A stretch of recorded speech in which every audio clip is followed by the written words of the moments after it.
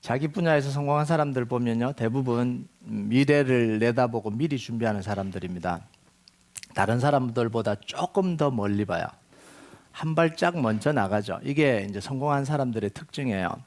이런 의미에서 본다면 오늘 본문에 나오는 사람은 대단히 능력 있고 대단히 뛰어난 사람이에요. 13절을 같이 한번 읽어볼까요? 13절 같이 읽겠습니다. 시작. 들으라, 너희 중에 말하기를 오늘이나 내일이나 우리가 어떤 도시에 가서 거기서 1년을 머물며 장사하여 이익을 보리라 하는 자들아. 이 사람은 현실을 정확하게 파악하죠. 돈의 흐름을 정확하게 읽어내고 있어요. 경제활동이 가장 활발한 도시에 가서, 여긴 좀 안 좋은 데인가 보죠. 가서 1년 동안 머물면서 돈 벌고 와서 그걸 가지고 뭔가를 하겠다, 이런 다른 사람이 생각하지 못한 생각을 하는 거죠. 다른 사람보다 미래를 읽어내는 능력이 더 빨라요. 판단이 빠르고 행동력이 빠릅니다. 이대로 하면 뭔가가 될 것 같아요. 정말 이 이야기 들으면 뭔가가 될 것 같습니다. 자, 그런데 문제는 뭐냐면 인간의 한계가 문제예요. 이 계획이 문제가 아니라, 멀리 보는 게 문제가 아니라 인간이 가지고 있는 한계가 문제예요. 인간은요, 계획을 세우고 행동을 하는데 그 결과를 만들어낼 능력은 없는 거예요. 해보자는 거죠. 그런데 될지 안 될지 모르지만 그런 게 있으니까 해보자는 거지, 자기가 그것을 만들어낼 수 있는 능력이 있는 건 아니에요. 여러분, 이게 뭐냐면 집을 짓기 위해서 설계도를 다 그렸는데 집 지을 돈이 없어요. 비즈니스 계획을 다 세웠는데 투자자가 없어요. 계획을 세우면 뭐 하는 거죠? 못 하는 거죠. 할 수 있는 능력이 없는 거. 이게 인간의 한계예요. 늘 그렇게 생각하잖아요.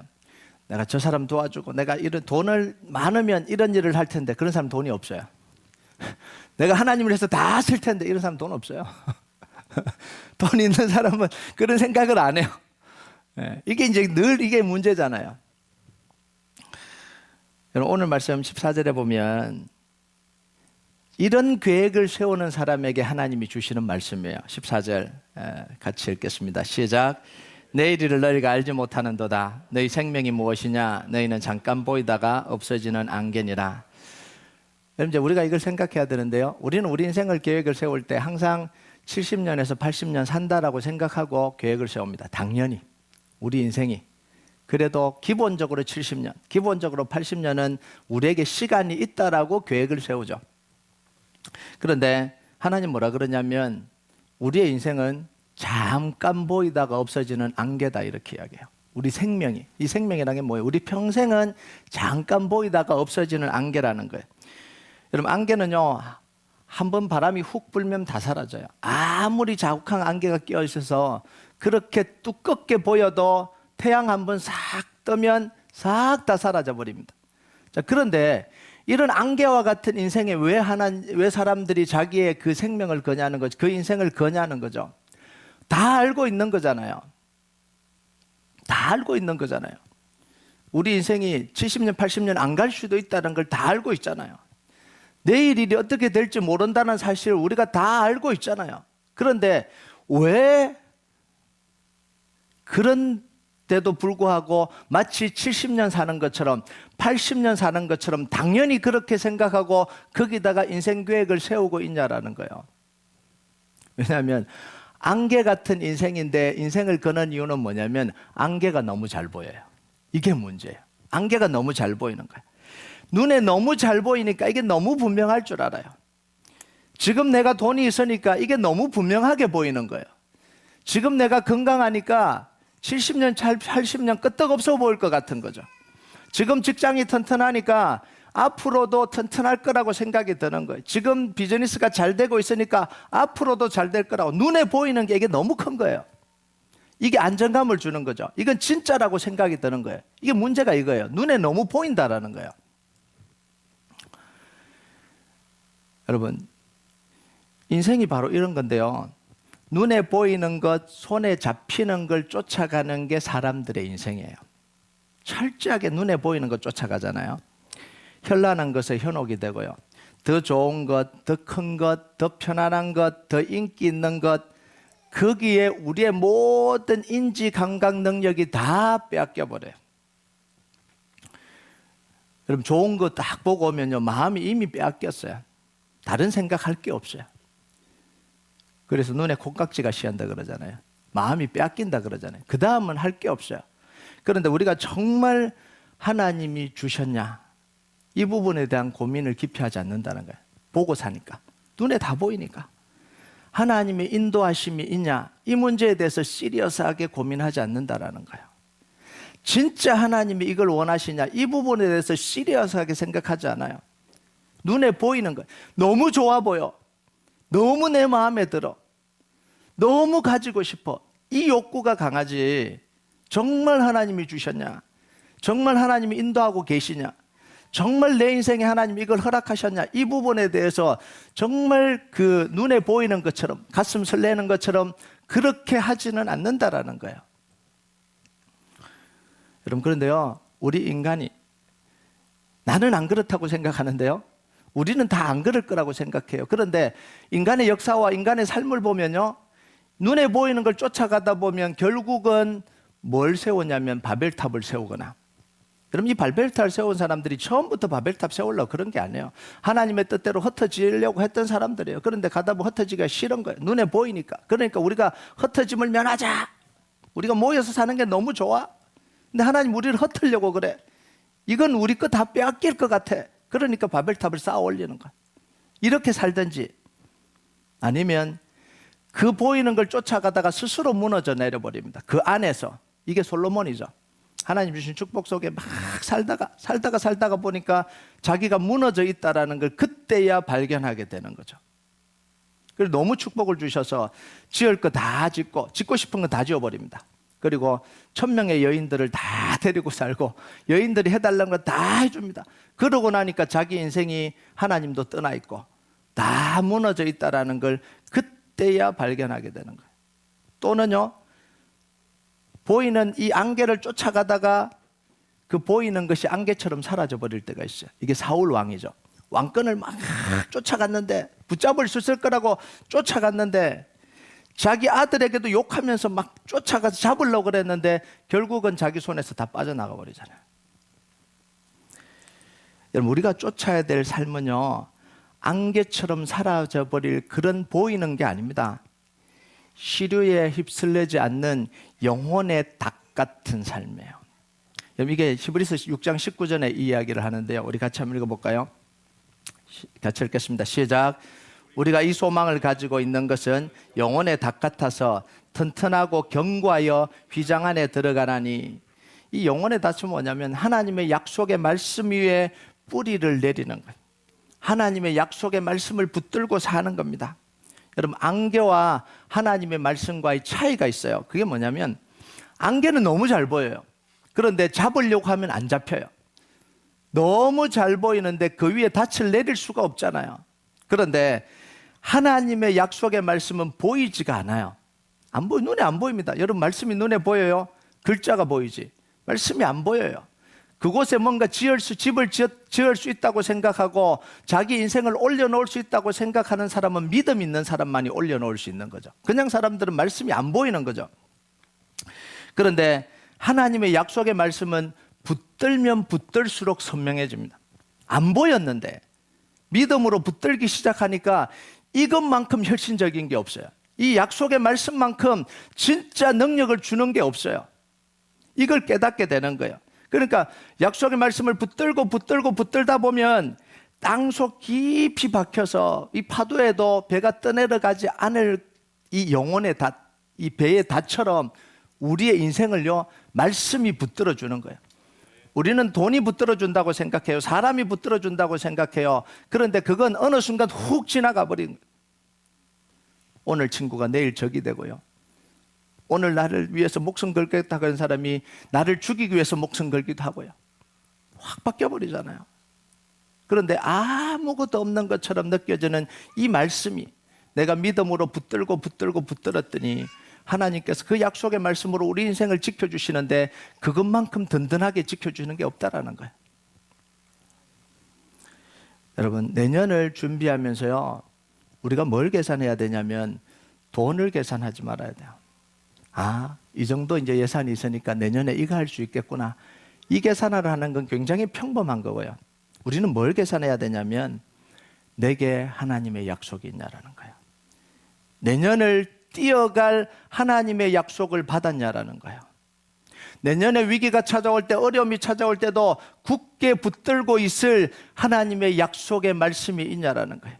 내 인생이 침몰하지 않을 하나님의 약속의 말씀이 내게 있냐라는 거예요. 이게 중요한 거예요. 그래서 제가 8일 동안 그 약속의 말씀을 붙들으라는 거예요.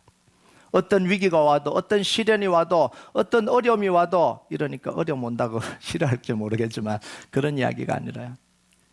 어떤 순간에도 흔들리지 않을, 내 감정이 흔들리고 내 눈이 흔들리고 내 마음이 흔들릴 그때도 이 약속의 말씀, 그때 하나님이 이 약속의 말씀을 주셨지라고 다시 파도치고 흔들리고 요동치는 내 마음을 붙들어 놓을 이 영혼의 닭 같은 이 말씀을 우리가 받았냐라는 거예요. 이게 중요한 거예요.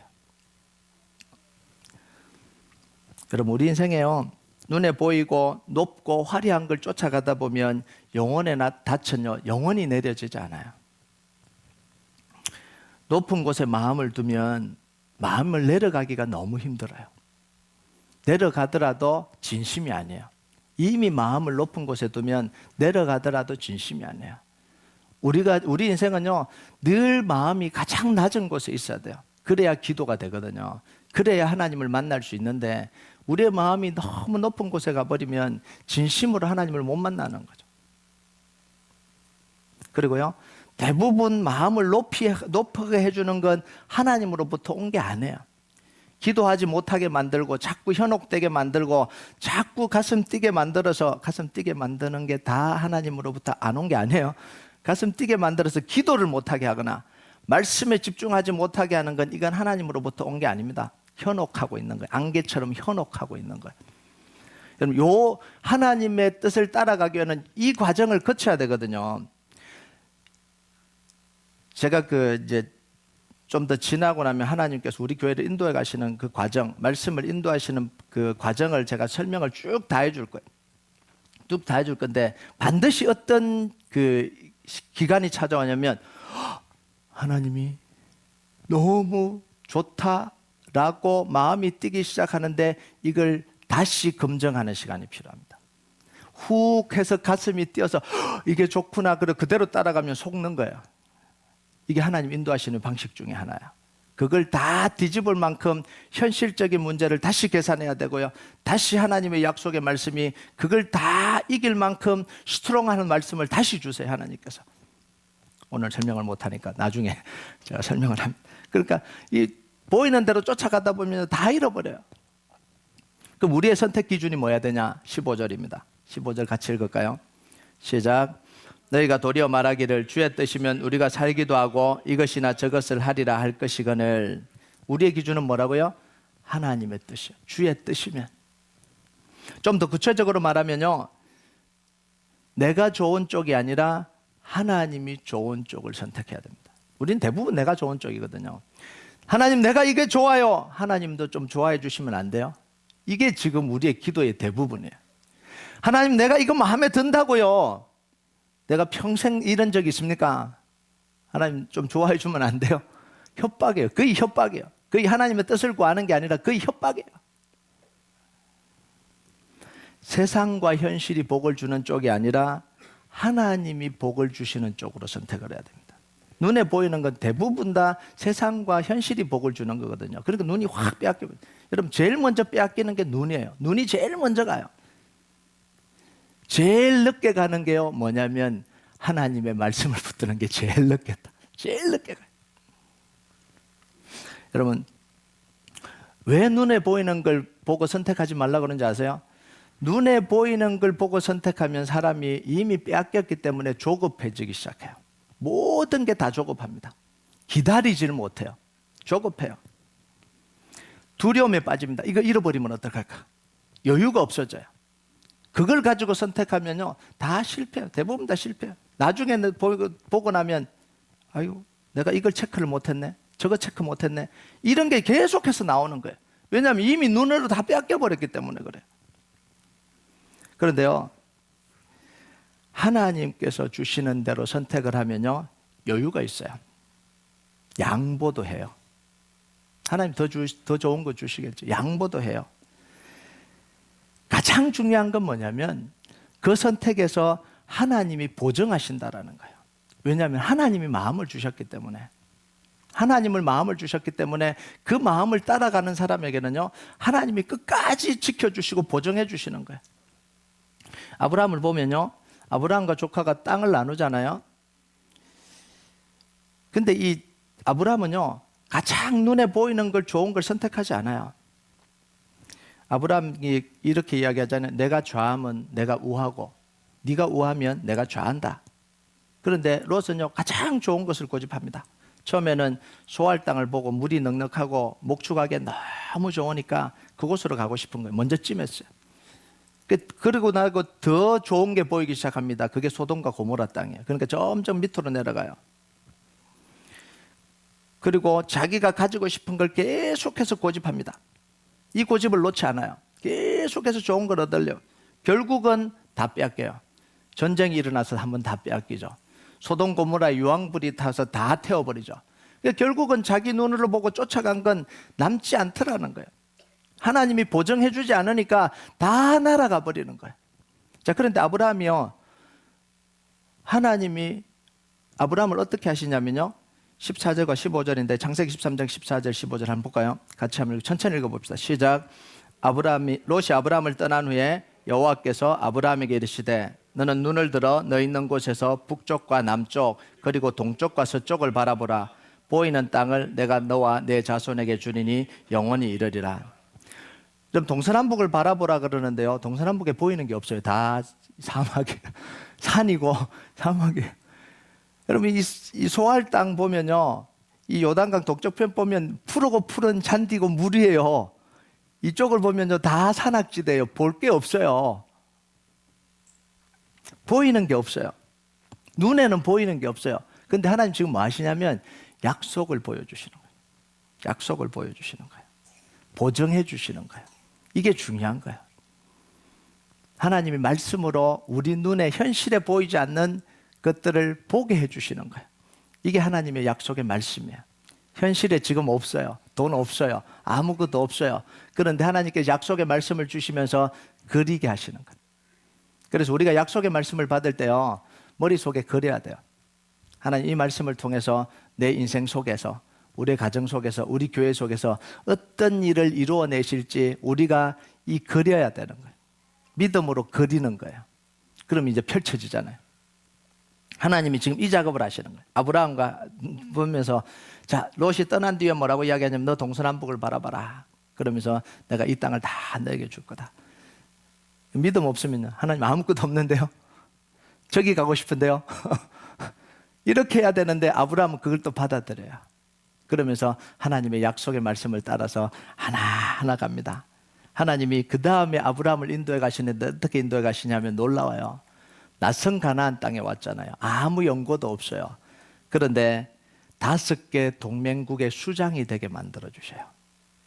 자기가 되게 한 게 아니라 하나님이 그렇게 만들어 주셔서. 그래서 롯이 사로잡혀 갔을 때 그 동맹군을 이끌고 가서 다 빼앗아 오잖아요. 이 놀라운 일이에요. 자기 땅도 아닌데 나그네로 와서 5개 동맹군의 수장이 되도록 만들어 주시는 엄청난 일이죠. 우물을 파는 곳마다 물이 터지게 만들어요. 이게 야곱의 우물, 이삭의 우물이 아니에요. 아브라함 때 다 팠던 거예요. 아브라함이 가는 곳마다 우물을 파니까 다 물이 터져 나오게 해주시는 거예요. 그 황량한 땅에, 그 산악 지역에, 파도 안 나올 것 같은 그 지역에 하나님께서요, 파니까 다 우물이 터져 나오게 만들어요. 그리고 아들을 주시잖아요. 이삭을 주셔서 믿음의 조상이 되도록 하나님께서 아브라함을 인도해 가십니다. 아브라함이 실수하고 또 넘어지고 그런데도 하나님이 끝까지 아브라함 붙들어 주시잖아요.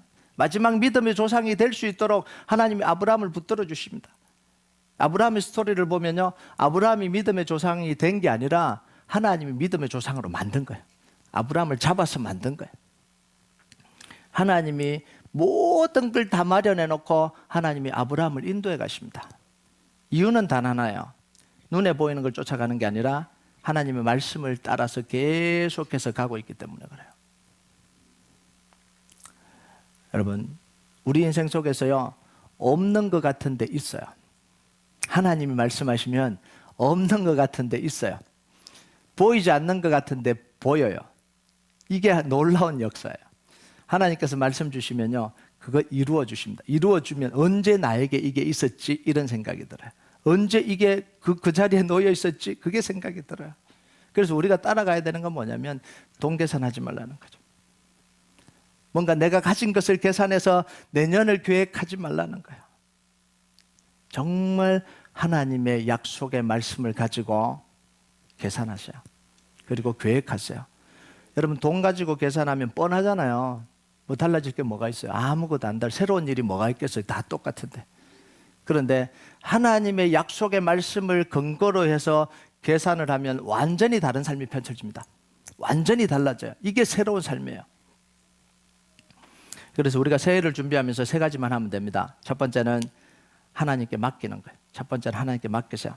주님의 뜻이면 우리가 살기도 하고 저것도 할 수 있다. 이 고백이 여러분의 고백이 되시길 바랍니다. 이 말은 계획 세우지 말라는 이야기가 아니에요. 내 계획을 세우기 전에 하나님께 먼저 들으라는 이야기예요. 내가 보이는 걸 가지고 다 계획 세우기 전에 하나님께 먼저 들으라는 이야기죠.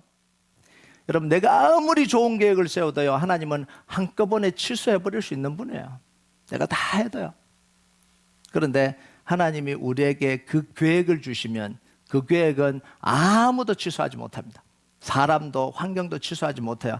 하나님이 이루어 가십니다. 그래서 하나님께로부터 먼저 들으라는 이야기예요. 두 번째는요, 자랑하고 교만하지 말라는 거예요. 내가 지금은 좀 잘 된다고, 내가 좀 잘 나가고 있다고 교만하지 말라는 거예요. 우리 인생은 어떻게 될지 몰라요. 그래서 능력 있고 돈 있고 뭐 좋은 것 이런 것 자랑할 게 못 된다라는 거예요. 그냥 우리가 할 수 있는 건 단 하나밖에 없어요. 하나님의 은혜라고 고백하고 살아가는 수밖에 없어요. 잘 되는 것도 하나님의 은혜, 지금 조금 힘든 것도 하나님의 은혜, 다시 회복시켜 주실 것도 하나님의 은혜, 그리고 내가 지금 주신 것을 감사하고 살아가는 거예요. 그게 하나님이 나에게 주신 최고의 은혜구나라고 생각하고 살아가는 거예요. 이게 두 번째야. 세 번째요, 절대로 다른 사람 판단하지 말라는 거예요. 다른 사람을 판단하고 비판하는데 에너지를 쏟지 마세요. 그 헛된 거죠. 여러분, 내 인생이 어떻게 앞으로 될지 모르는데 누가 누구를 판단해요?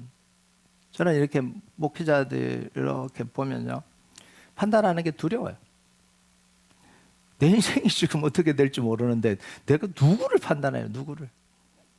뭐 안타까운 마음을 느낄 때는 있지만 뭐 대놓고 판단하지 못해요. 왜냐하면 어떻게 될지 모르는데 그걸 어떻게 판단을 해요? 모든 에너지를요, 자신을 돌아보는 데 사용하세요. 여러분, 에너지가 있다면, 가십할 에너지가 있고 뭐 판단할 에너지가 있고 비판할 에너지가 있으면 그 에너지를 가지고 기도하는 데 사용하세요. 그 열심으로 하나님께 부르짖으세요. 그러면 자기의 인생이 세워집니다. 자기의 인생이 세워져요. 여러분, 남의 인생 무너뜨리려고 그러지 말고요, 그곳에 에너지 쏟지 말고 내 인생 세우는데 에너지 쏟으시기 바랍니다. 정말 하나님을 사랑하는데 쏟고요. 집사님, 어떻게 저 사람 저렇게 있을 수 있어요? 그 화내고 열정을 가지기 전에 하나님, 제가 어떻게 이렇게밖에 예배 못 드려요? 거기에 화를 내세요. 어떻게 하나님 앞에 이렇게밖에 못 엎드려요? 거기에 화를 내세요. 그 에너지를 거기다 쏟으세요. 판단하고 정죄하고 가십하고 그 에너지 다 쏟아서 기도할 힘이 하나도 없잖아요. 예배할 은혜가 하나도 없잖아요. 그렇게 하지 마시고요, 정말 내게 에너지를 쏟으세요. 내년에는 여러분을 위해서 투자하세요. 그 시간을 여러분을 위해서 투자하시고 그 에너지를 여러분을 위해서 투자하시고요, 그 에너지를 가지고 말씀 읽으시고 그 에너지를 가지고 기도하시고요, 그 에너지를 가지고 예배하세요. 그럼 반드시 하나님께서 세워주십니다. 그 에너지를 가지고 기도하면 하나님 반드시 약속의 말씀 주세요. 반드시 하나님의 뜻을 알 수 있어요. 반드시 하나님과 깊이 교제할 수 있어요. 여러분, 내년은요, 정말 하나님께 다 맡겨놓고 하나님의 역사를 기다리는 인생 되시길 주님의 이름으로 축복합니다. 우리 같이 찬양하도록 하겠습니다. 우리가 이 찬양 하나님 앞에 좀 올려드립시다. 날마다 숨쉬는 순간마다 내 앞에 어려운 일 보내 주님 앞에 이 몸을 맡길 때 슬픔 없네, 두려움 없네. 주님의 그 자비로운 손길 항상 좋은 것 주시도다. 사랑스레 아픔과 기쁨을, 수고와 평화 안식을.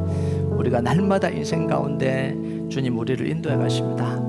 우리가 이걸 믿고 우리가 고백했으면 좋겠습니다. 우리 같이 고백합시다.